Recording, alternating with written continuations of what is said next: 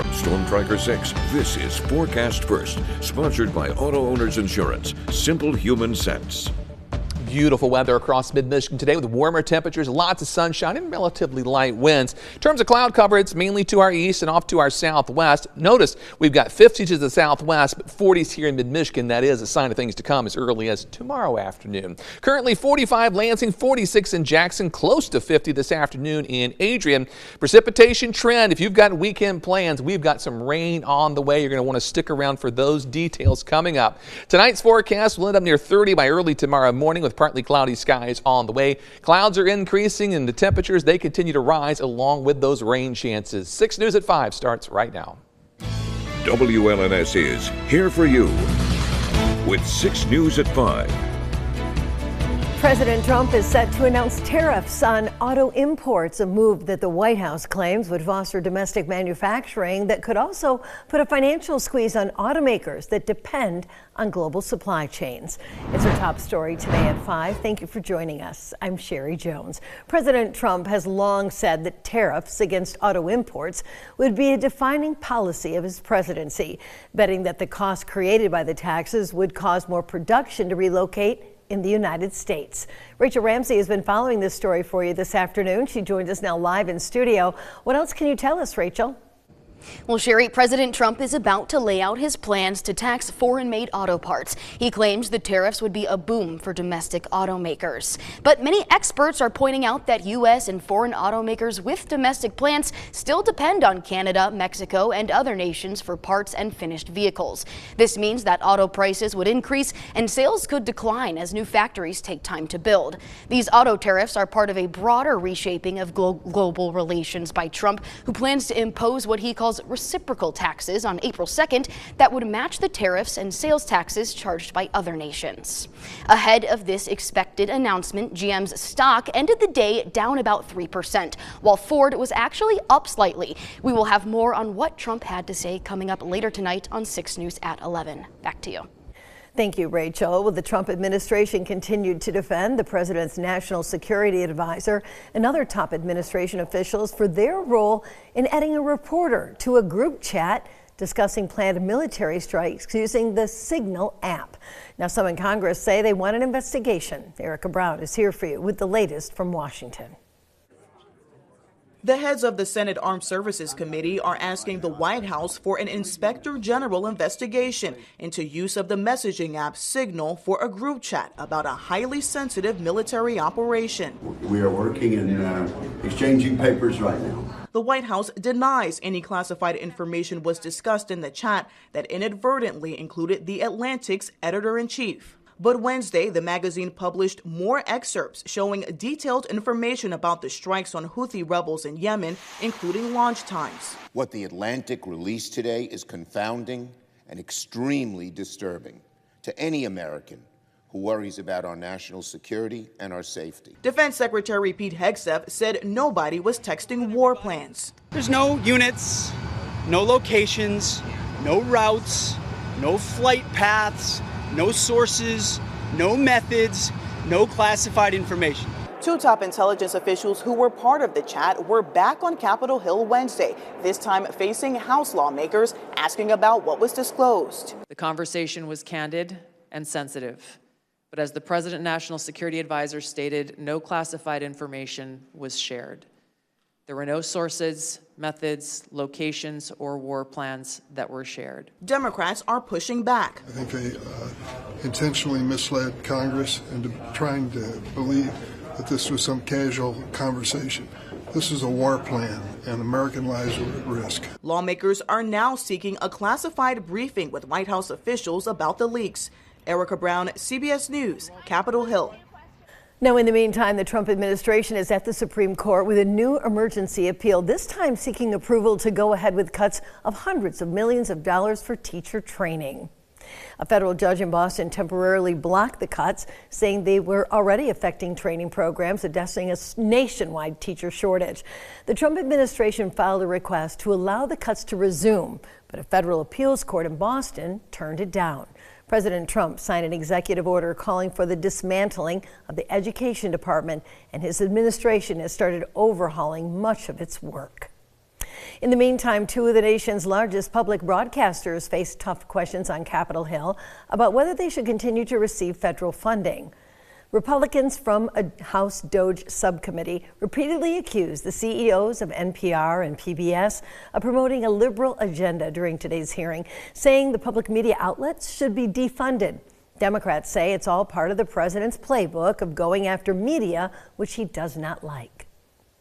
The news that these entities produced is either resented or increasingly tuned out and turned off by most of the hardworking Americans who are forced to pay for it. We find that enabling public radio to continue to be funded allows for us to meet the needs of people who live in news deserts. If we're going to get rid of any puppeteers, we should get rid of the one that's actually controlling Donald Trump.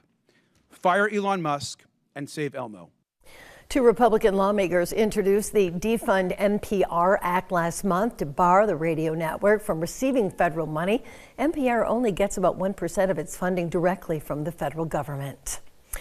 Following the Chapter 11 bankruptcy filing of genetic testing company 23andMe on Sunday, Michigan Attorney General Dana Nessel is urging account holders to consider proactive steps to protect their sensitive personal data.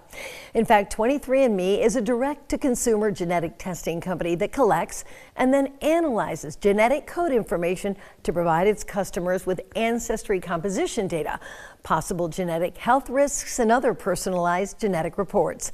AG Nessel advises Michiganders to consider canceling their accounts and request any data or genetic samples maintained by this genetic testing company to be destroyed. We have a lot of information for you on how to do that on our website, WLNS.com. Well, Biggby Coffee is marking its 30th anniversary today with in-store celebrations nationwide. The franchise began back in 1995 with a single coffee shop right in East Lansing, Michigan, and has since expanded to hundreds of locations in 13 states around America. One franchise owner, Hatim Satia, says Biggby's 30th anniversary is extra special for people who not only live here in mid-Michigan, but also for Michigan as a whole. He's a Michigan local grown brand right here in East Lansing next to MSU. And ever since then, we've expanded to several states and went from just the one location on Grand River to 430 today. Hatim says as part of Biggby's anniversary celebration, customers can get scratch-off tickets today featuring discounts and prizes, as well as, get this, a 95-cent caramel marvel, the drink he says Biggby has been famous for when it started back in 1995. The Michigan State Police is hosting its first ever Polar Plunge today at MSP headquarters in Dimondale to support the Special Olympics. MSP trooper recruits currently attending the 148th Trooper Recruit School will actually take the plunge today, along with conservation officer recruits from the Michigan Department of Natural Resources, as well as other department employees. Every volunteer that has pledged to jump has raised at least $100. And some have risen even more. So everybody's pledged, gotten some money from friends or family, and those are the ones that are going to be jumping today. Our goal has upped significantly. Initially, we had a goal of $35,000. We've already met that goal and at $40,000, so we know that that's going to be upped even further. They actually had great weather for it, right? Well, the Polar Plunge is the biggest fundraiser for Special Olympics Michigan. From Storm Tracker 6, this is Weather First, sponsored by Auto Owners Insurance. Simple human sense. Yeah, that's more my kind of polar plunge. A little sunshine, temperatures in the mid-40s and light winds. It could be a lot worse. We certainly know that. Rainfall is what we're going to be dealing with. In our 5-day rainfall outlook, there's going to be a soaking across the region. Now, in terms of our drought, that's not bad news, but it's going to kind of come a lot in a short amount of time as we head into the weekend. As you look at the day-by-day forecast, now outdoor time on Friday, yeah, there'll probably be some, but there's going to be some showers as well.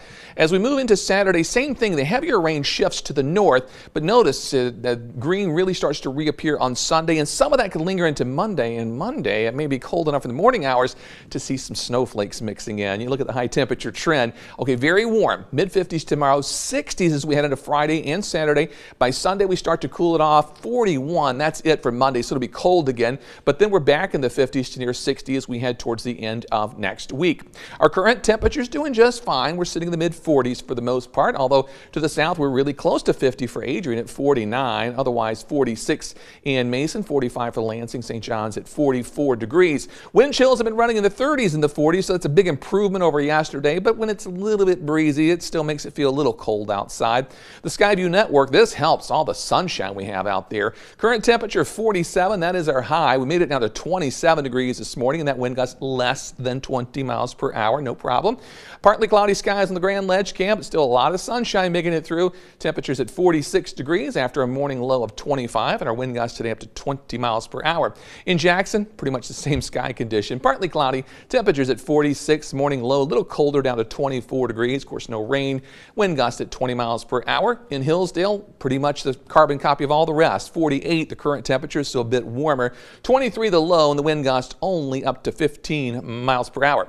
There's a look at the satellite and radar. Pretty quiet for us this afternoon. No weather worries for tonight. Frontal boundary to our south, that was where the warm air is really sitting and waiting to move in our direction. Cold front to our north passes by to our north, and then this warm front's going to begin to lift north as we head into Thursday evening. So clouds will be on the increase for Thursday, and then this warm front lifts north as we head into Friday. So that's when we'll really start to see the temperatures jump, and you'll notice a little more humidity in the air. But as far as rain goes, it may start out relatively dry, and then as the day wears on, just some scattered showers here and there. Not an all-day rain, so I think we still get some outdoor time on Friday as well. The colder air is to our north, where there could be some freezing rain in northern lower Michigan and the UP. Tonight's forecast, overnight low down to 30, partly cloudy skies. Planning your Thursday, plan on a warm day. Temperatures climbing to the 50s with no problem. Winds tomorrow, not too bad, but they will be a little bit more breezy than they were today. The 6-day forecast, scattered showers on Friday, not an all-day rain. Scattered showers on Saturday, not an all-day rain. Sunday could be an all-day rain with highs in the upper 50s. Morning snowflakes on Monday, and then that will move out. And then late next week, I should say by the middle of next week, another system stalls in the area. So Wednesday, Thursday, and Friday, chance of rain showers clearing out for the weekend. And there still could be some thunder out there this weekend, but I don't anticipate any major problems. And if we're going to see that, probably Sunday is the thunder day to watch out for. Sunday is the thunder day. The thunder day of Sunday. It's easy to remember, that's for sure. It certainly is. Well, we can use a little rain. Yeah, the rainfall is good. We need the rain. Maybe if we get 1 to 2 inches, then you're talking a little too much rain at once. Right. But hopefully we're under that. Okay, thanks, David. We're coming